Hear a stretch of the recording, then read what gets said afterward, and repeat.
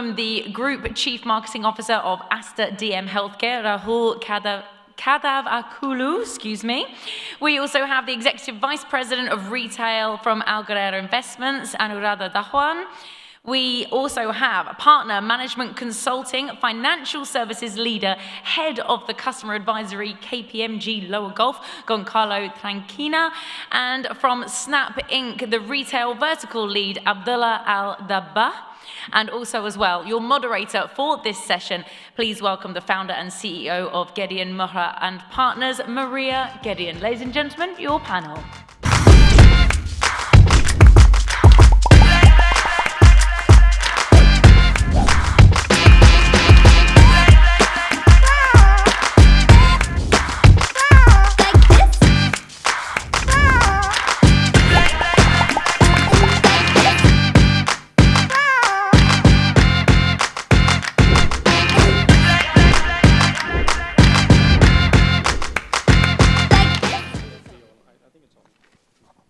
I hope you guys enjoyed our Snapchat video. I hope you are having a great conference. It's really exciting to be here. Our next panel is talking about brand loyalty, and as a brand builder, it's a topic that I'm very, very passionate about.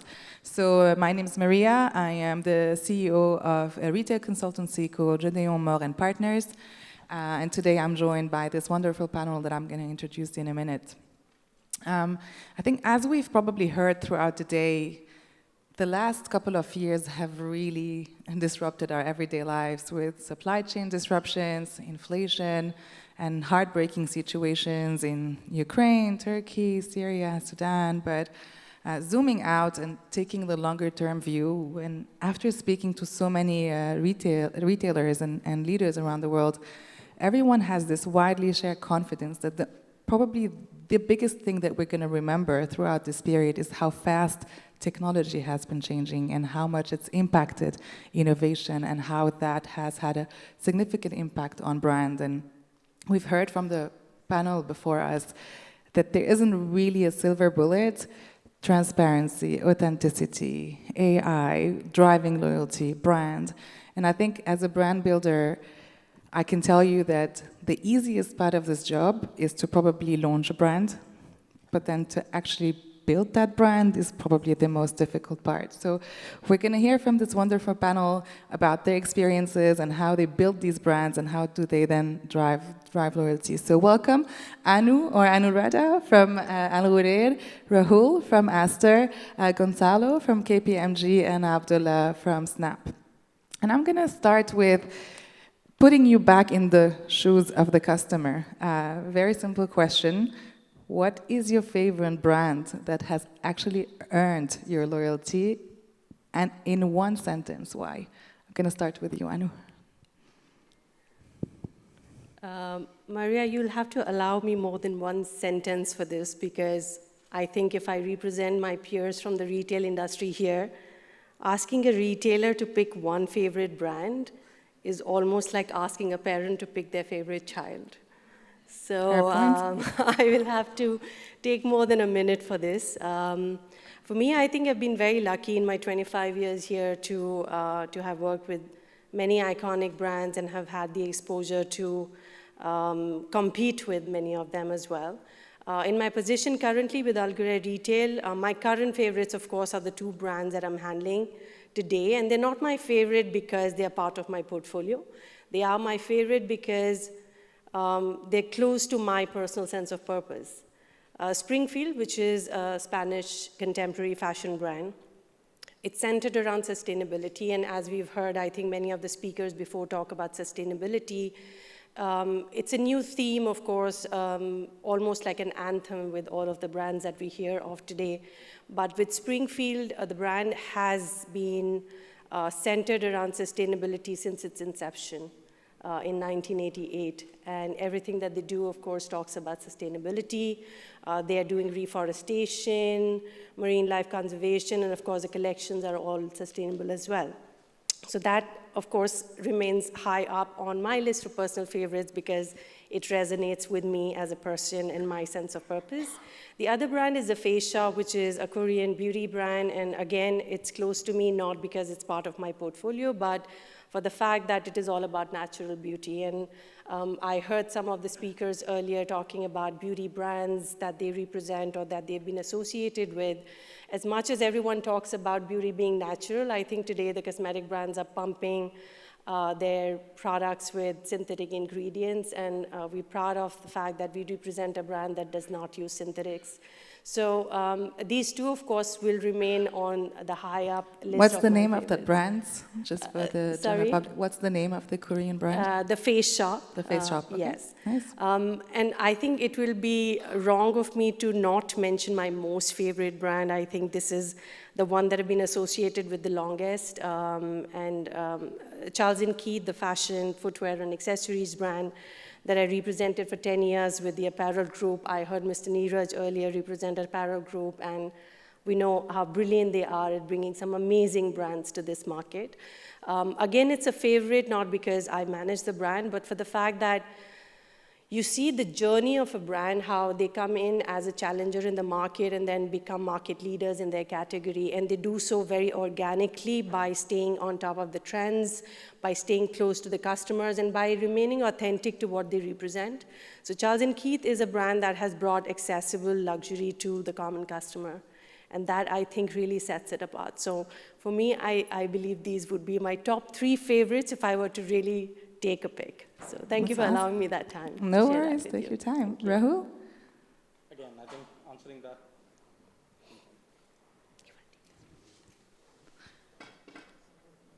Can we get a mic, please, for Rahul? Check. Okay, thank you. I think for me, I'm going to answer that slightly differently. I think in at least the last 2 stints that I've done, I've started to fall in love with the concept of an ecosystem. Now, with Aster, we have an entire ecosystem under Aster itself, which is starting from hospitals to clinics to pharmacies, which is a branded house. But we also have Medcare, which talks to a slightly different audience segment. So the concept of moving away from transactions to building value has become center forward for me, because that's a complete different shift in the way we start to like brands, use them on a day-to-day basis, so on and so forth. And in my previous company, Raktan, was 70 different businesses, and all stitched together with one common ID. So my favorite, of course, Aster and Medcare are extremely, very, very close to my heart, because it's a very new journey for me. I'm new to healthcare, but I couldn't have thought of a better time to be a part of this industry. Gonçalo and Abdulla, you're not allowed to say KPMG and Snapchat, please. I will give you 2 brands, okay? The Go first ahead. one is because I'm very lucky to actually be owner of a brand, okay? As partner in KPMG, I'm very lucky to own a brand that it's all about innovation, very close to customers, very related to trust. And even though I'm similarly biased on saying this, but actually it's very close to my heart. And it gets all the elements that I actually see in a brand to actually thrive into the future. The second one is a more personal one. I really like Apple. I really like the story of Apple, of how it started, how involved, I reinvented itself always. And it actually brings 2 aspects that I really feel that it's very important, at least for my profile. At the same time, that actually brings a product, or most of the products, very close to usability, easy to use. But at the same time, it brings for me a little bit of higher positioning. Having an Apple, and I'm really sorry for other brands that are here, it's not the same as other mobile brands and laptop brands. Who is an Apple fan in the room? So we do a quick Samsung. I think I'm not the only fan, I guess. Any switchers between both brands? Or anyone who doesn't really care about the brand of their phone? Great, so here's the loyalty right there, right in the room. Very loyal fans of 2 different brands. So mine is not going to be Snap. Mine is actually Nike. Okay, awesome. And so on the panel previous to ours, we heard about how it's challenging for brands that have been in existence for a long time to reinvent themselves. And I believe Nike has really done an amazing job. That came to life when, so I have 3 kids. I have a 10-year-old, a 7-year-old, and a 3-year-old. You're a Gen Z yourself, how can you have 3 kids?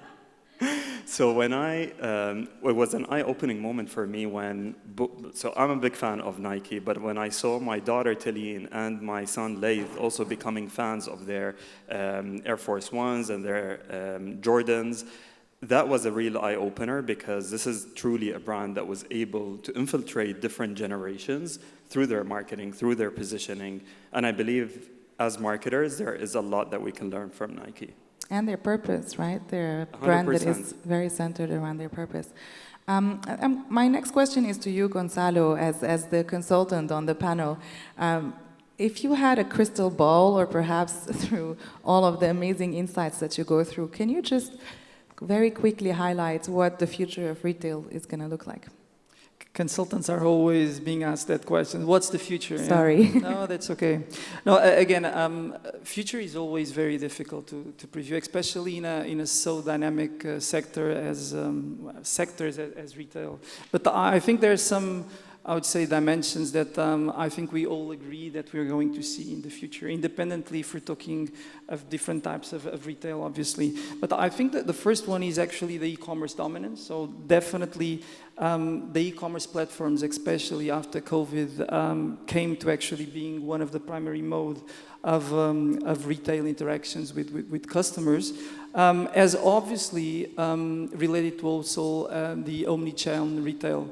I think that we're seeing more and more into the future, I would say, a blur between offline and online channels, and definitely the hybrid model towards the omni-channel, it will be a reality.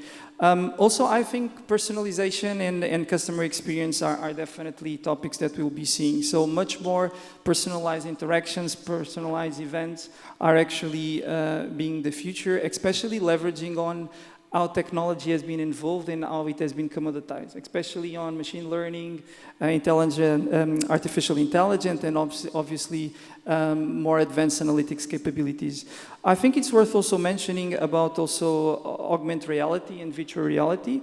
I don't think it's just the metaverse trend that I personally feel that there's a... It's been buried anyways. Yeah, it's been a slowdown. Sorry but, to the meta guys. I think, again, Google can definitely be, I would say, augmenter in this last launch that they did. And again, I think other factors we will see. The first one, obviously, sustainability and ethical practice. More and more, it's embedded on every consumer for all generations, in all ways of stages of the buying. And the last but not the least, I think that we will see also more and more automation and robotics, not only at the level of cashierless checkouts, but also robotic fulfillment centers and so on. So again, future it will be always, I would say, a surprise, but I think most of this we will definitely see in the future. I think that's a great segue to you, Anu. I think we heard about e-commerce, about digital, about AR, and I think for decades, business have been living these dual lives, right? A digital one and a physical one. And the Gen Zs are born pinching the screen, tapping the screen. They don't see them as two separate worlds. And we're hearing a lot more about a mono-channel versus an omni-channel. How are you gearing your brands up to being a bit more mono-channel in this day and age? Well, with the way that the world is changing now, I think we all agree that all of the businesses really need to evolve and adapt to the newer technologies that are coming about.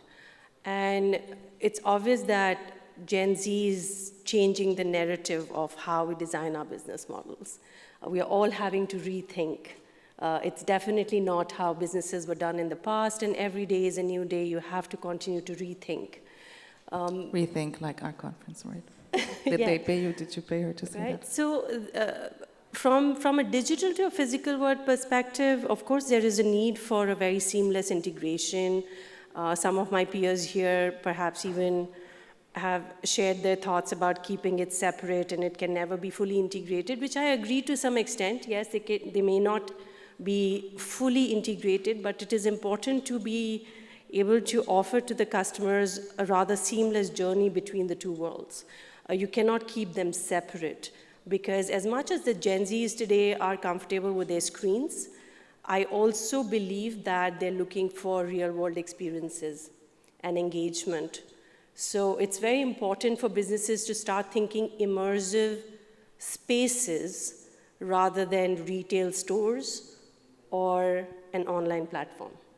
And that's a great segue to my question to Abdulla about immersive experiences. I think Snapchat probably has one of the most advanced AR capabilities and a very, very engaged customer base. How can brands leverage the amazing technology and the amazing innovation that Snapchat is putting in on the market to drive that loyalty? Right, so before I answer that question, I want to take a step back and just take a look at the audience that we have. So taking Saudi Arabia as a market, which I believe the majority of retailers here believe that this is the biggest market that you want to conquer. In Saudi Arabia, Snapchat has over 22 million unique users. If we were to count every single human being in Saudi Arabia that is between the age of 13 to 34, 90% of those are on Snapchat today, right? They are engaging on the platform. Our Snapchat population opens the platform over 50 times a day, and over 90% of our users use augmented reality, right? And this is basically my answer to your question. Augmented reality is not just another buzzword. It's what truly puts the consumer, your target audience, at the center of that experience. They become eventually a brand ambassador for your message. And that doesn't even stop there. So their message is often something that gets shared across family members and friends. And naturally, that will influence that circle of the person that engaged with that AR experience. And that's the power of Snapchat. I've been in the advertising industry for a very long time. And I remember 15 years ago, we used to go to advertisers and tell them, you need to have a digital strategy. And then a few years down the line, that changed into you need to have a mobile strategy. And I find myself today in a very similar position telling marketers, you need to have a camera strategy. And the basis of it is very simple. You, as marketers, need to follow where the consumers are. The last thing that I also want to touch on is the power of augmented reality has a direct impact on sustainability, which is something else that we have heard throughout the day today. So one of the biggest challenges that retailers are facing today is returns. I am guilty of that. When we shop online, we often shop with the intention of trying things out and not particularly owning that item. So if I'm looking for a shirt, I would buy 3 of them that I think they look nice, and I would get them, try them on. I will keep the ones that I think look good on me, and I will return the others. Now, this has a substantial cost on you as retailers. But what if, imagine a world where you are able to cut down that cost by giving that customer the ability to try on that shirt without having the need to purchase it, wait for 2 to 3 days, get it, and then you would have to incur the cost of logistics, of returning it, of the refund process, of packaging, and that has a direct impact on the environment as well. And I think you're doing something with shoes as well. Is that a good time to announce it or to talk about it? So it's not only shoes, actually. So we are, as Snapchat globally, as a company, we're investing heavily in the technology of augmented reality. And today we have reached a point where we are able to get users to try on, as you saw in the video, and again, this is not the future, this is all available today. A lot of local brands and advertisers have utilized that. I am able to try on sunglasses, I am able to try on full outfits.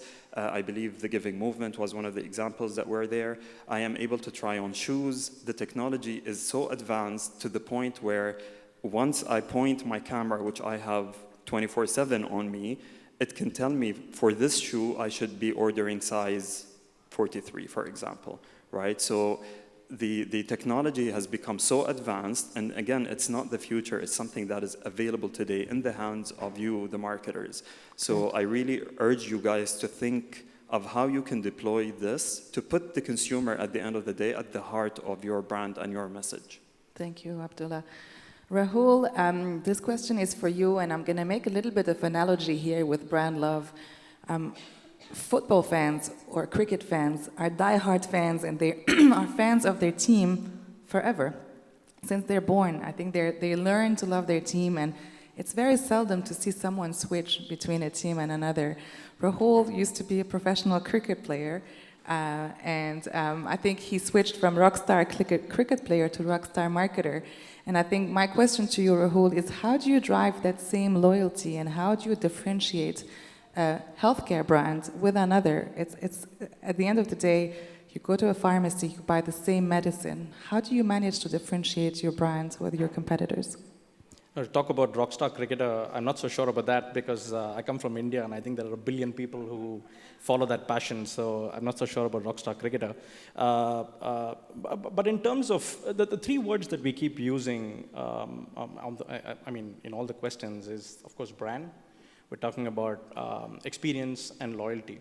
It's very important to make sure that all 3 are connected and not run in silos at the end of the day. Loyalty is the end result of what the brand encompasses, which is your promise, and then combined with the philosophy, the DNA of the company, plus the experiences that sort of encapsulates all this, and then that gets delivered to the consumer at the end of the day, is what is going to drive loyalty. For us, I think you put it quite well, which is what's in a pharmacy? You get the same medicines.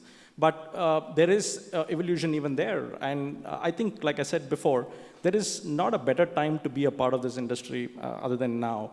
This transformation started, in my opinion, about 5-6 years ago, but I think COVID sort of super accelerated it. It was almost survival of the fittest. And the industry that I'm part of now was center forward to the problem that we all faced over the last couple of years. So a very simple definition of branding is what sum of all experiences, and I'm going back to why this needs to be a connected loop. Going back to the example that you spoke about, we've gone into models now where you don't have to wait in line to get your insurance approval, for example.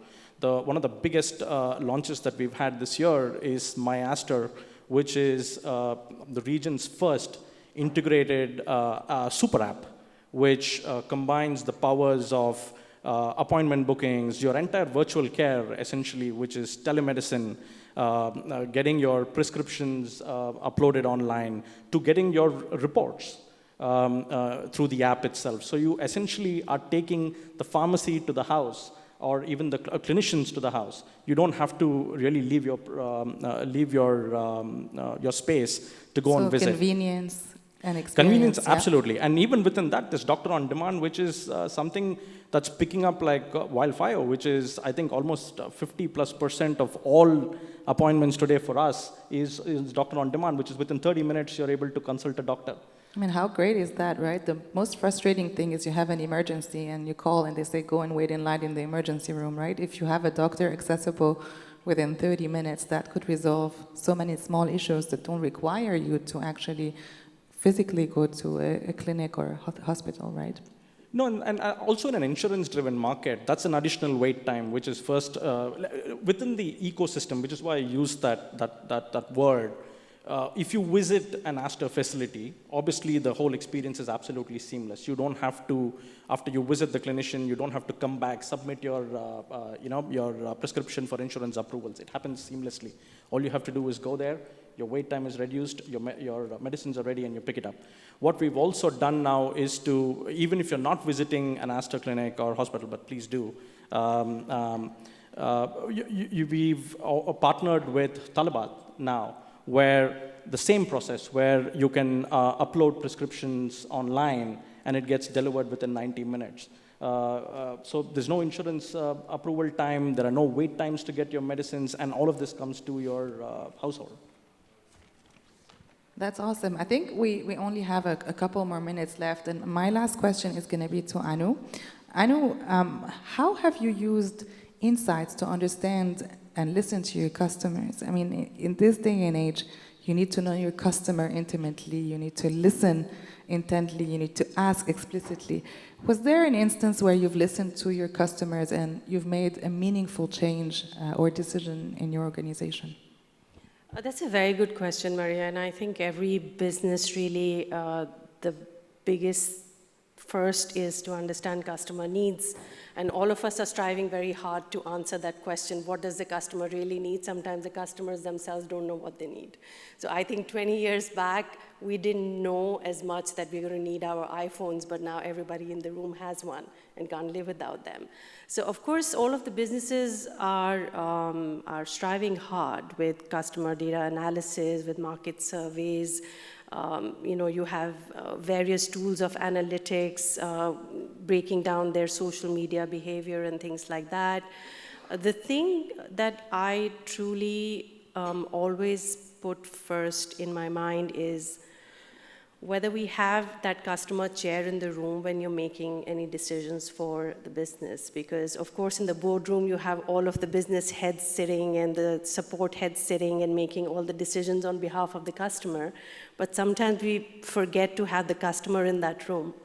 So that of course is something that has to be the first, to put that customer chair in the boardroom and talk to that chair and ask what is it that they require.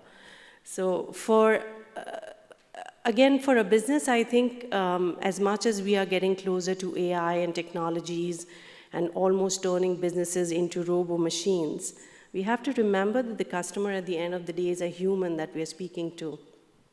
And the humans do everything related to their emotions.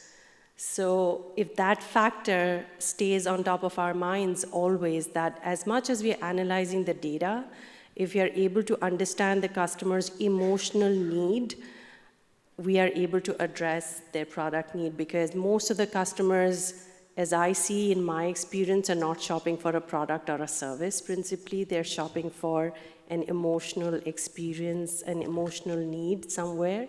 And if that gets fulfilled, then I think we as businesses have done our job.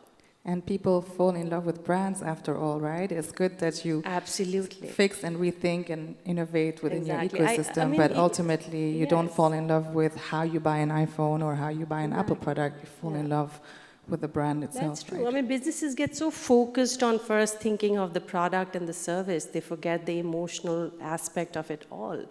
And if we don't put that first, I think we will always end up chasing the tail. So that is, to me, the most important factor. Great comments. Any other comments before we close? I think our time is up. Anyone wants to add anything onto Anu's point? I do want to add a quick point. So I completely agree with what you said. I think so one of the biggest frustrations that I have today is I see a lot of retailers going into a price war, right? And yes, we can go into a price war and offer a cheaper price for that product, but a lot of them are ignoring the consumer journey. And the brands that are winning and will win in the future are the ones that take into consideration that consumer journey, which is extremely important. A lot of retailers, which is very concerning to me, are focused on driving conversion, which is by all means a very important aspect of the business, because at the end of the day, we need to get the money in and transactions need to happen. But we're only thinking of today. We're not thinking of what's going to happen a year or 5 down the line. And I believe my message to everyone in this room is think of your consumer journey. How are you taking that user that you consider your target audience through a journey from getting to know the brand, getting to know the products, understanding why your product is different than what others offer, in order for them to, again, fall in love with your brand. Great. Rahul, you want to close? I think we've spoken a lot about data, tech, and loyalty itself. But the one thing that I'll want to leave behind is, of course, measuring anything that we do is very important. KPIs are important. ROI is important. But don't forget creative. If at the end of the day, people don't click your ad, they don't see your video, what are you actually measuring? So that balance between what you put there as creative, quality of creative, as I call it, and that packed with powerful performance is what is going to be extremely key, because otherwise you're not measuring anything that's actually measurable, worth measuring. So in summary, there's no silver bullet, but you need to make sure that your ingredients make sense and work for your brand, Gonçalo? Yeah, Any last points? again, as a consultant, just share a little bit. I think 6 takeaways that we've been working with clients in different sectors, and I think that it's something that is missing, especially on their customer experience strategies and so on. The first one is that I definitely think that they should invest more time on understanding their clients. So I don't think that actually companies itself, they invest enough time and enough resources to actually understand their clients. The second one is this will allow us to go into the second level of personalization. And I definitely think that personalization, as we're seeing in several cases here, is definitely key. The third one is actually seamless across channels. As I think we all agree, the channels online, offline, and even online, it's getting totally blurred. So definitely getting the same kind of experience, frictionless one, actually is something that there's a lot of room for improvement in most of the sectors. And last but not the least, I would say that being very focused on creating memorable experiences. I'm not seeing so much innovation on actually going to the next level, as actually most of the sectors or some of the sector obviously needs to address several segments, but definitely in each of the segments we need to reach there. And last but not the least, definitely feedback and continuous improvement. I think there's a huge improvement on learning from hearing your customers and then actually embedding that on I would say on a winning cycle to actually create better experiences and in the end, obviously, a better loyalty for each of your brands. Thank you very much, you guys. I think we're all here for another couple of hours, so if you want to find out more, please just catch us at the break. Thank you very much. Thank you. Thank you, Maria.